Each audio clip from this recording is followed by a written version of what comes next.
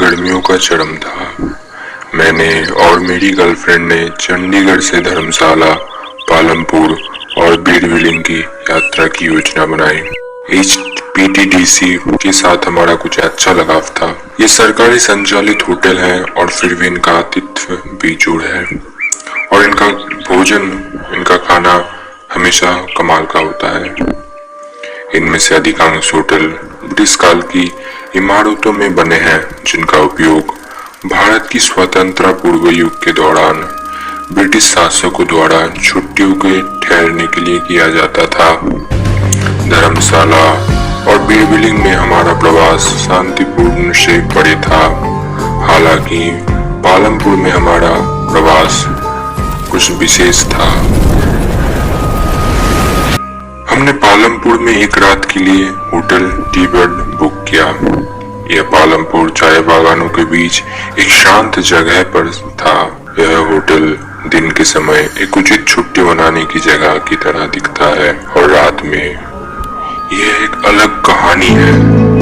दिन के दौरान सब कुछ ठीक था।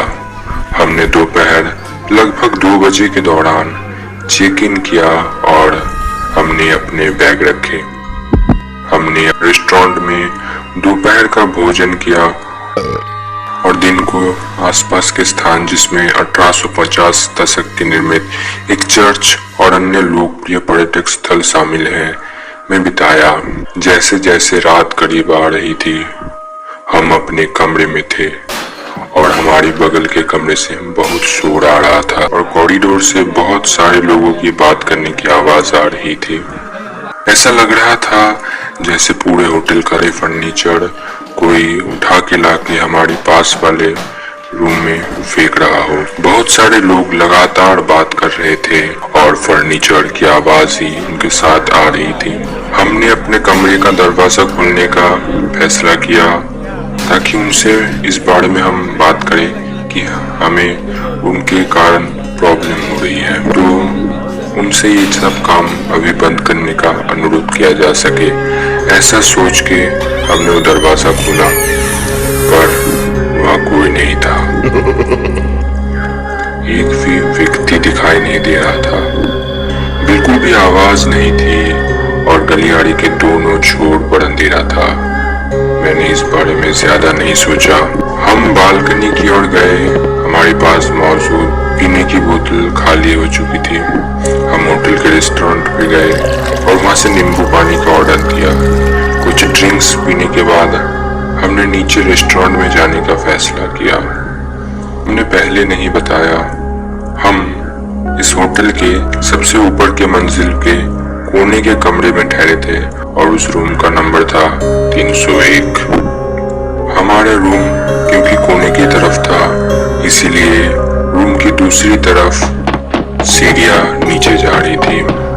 हमने रेस्टोरेंट में खाना खाया और सोने से पहले क्यों ना गार्डन में थोड़ी देर टहल लिया जाए। ऐसा सोच के हम बगीचे की ओर टहलने चले गए। वहाँ बगीचे में टेबलों का एक लंबा लेआउट था, सारे एक लाइन से जुड़े हुए थे और टेबलों के चारों ओर कुर्सियां थी। टेबल और कुर्सियां दोनों ही धातु से बनी थी और सफेद रंग की थी। जैसे ही हम टेबल के करीब जाते या उसके पास से गुजरते, ऐसा लगता कि उन कुर्सियों में से प्रत्येक पर बहुत सारे लोग बैठे हैं और रात के खाने पर बातें कर रहे हैं। पर अचंभे की बात यह थी कि उन एक भी टेबल या कुर्सियों में ना तो कोई इंसान था और ना ही किसी के लिए कुछ खाना था।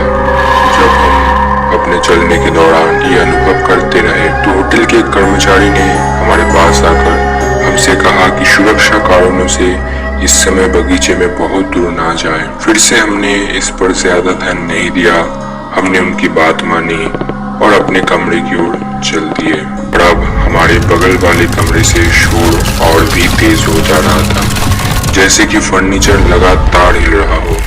ऐसा लग रहा था जैसे वो लोग फर्नीचर को एक दूसरे की तरफ उठा के फेंक रहे हैं और अपना गुस्सा एक दूसरे पर निकाल रहे हैं। दीवारों पर लगातार दस्तक और कंपन हो रही थी। हमारे बेडरूम का दरवाजा अचानक किसी ने खटखटाया और हमने पुकारा पर कोई जवाब नहीं मिला। बाद में फिर से उसी दरवाजे को किसी ने खटखटाया, तो इस बार हमने जाकर उस दरवाजे को खोल के देखा, लेकिन वहाँ पर कोई नहीं था।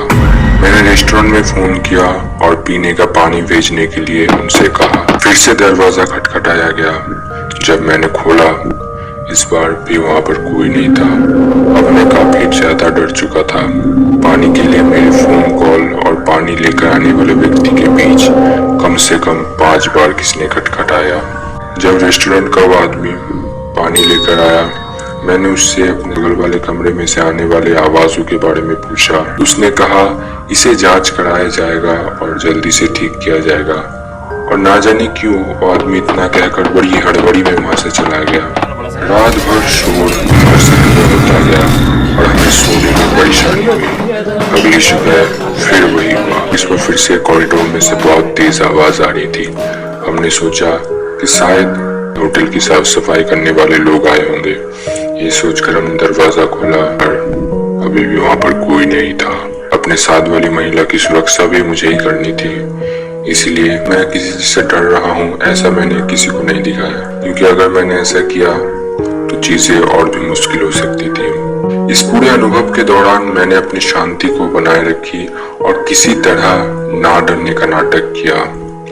होटल से चेकआउट के दौरान मेरी गर्लफ्रेंड ने मुझसे होटल मैनेजर से ये पूछने पर जोर देती रही कि पूरी रात इतनी आवाज क्यों थी कि हम मुश्किल से सो ही नहीं पाए।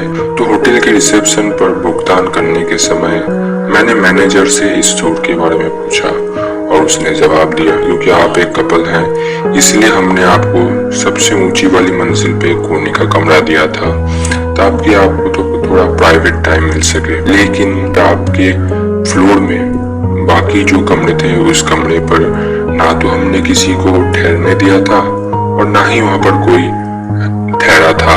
ये सुन के जैसे हमारे पैरों तले जमीन खिसक गई। हमने मुस्कुराते हुए उनसे कहा कि हम पूरी रात सो ही नहीं पाए क्योंकि पूरी रात लोगों की बातचीत और फर्नीचर के हिलने की आवाज आती रही। और उसी समय आसपास मौजूद सभी होटल कर्मचारियों ने एक दूसरे से नजर मिलाई और हमारी ओर देखा कि मैनेजर ने कहा आपके बगल वाला कमरा खाली है, किसी को वहां पर ठहरने नहीं दिया हमने।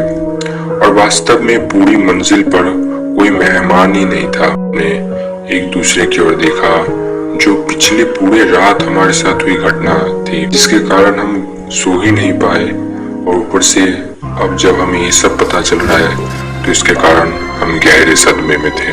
जब हम वहां से चले गए तो स्टाफ ने हमारे ठहरने की फीडबैक पर अपनी चुप्पी बनाए रखी। हमने वहां से चेकआउट किया, अपने अगले गंतव्य वीरविलिंग के लिए गाड़ी चलाई और वीरविलिंग में हम पूरा दिन सोए, क्योंकि पिछली रात ना ही तो उस कमरे में हम आराम कर सके थे और ना ही सो सके थे, इसलिए हम बहुत थक गए थे। कृपया इस अनुभव पर अपने विचार कमेंट कर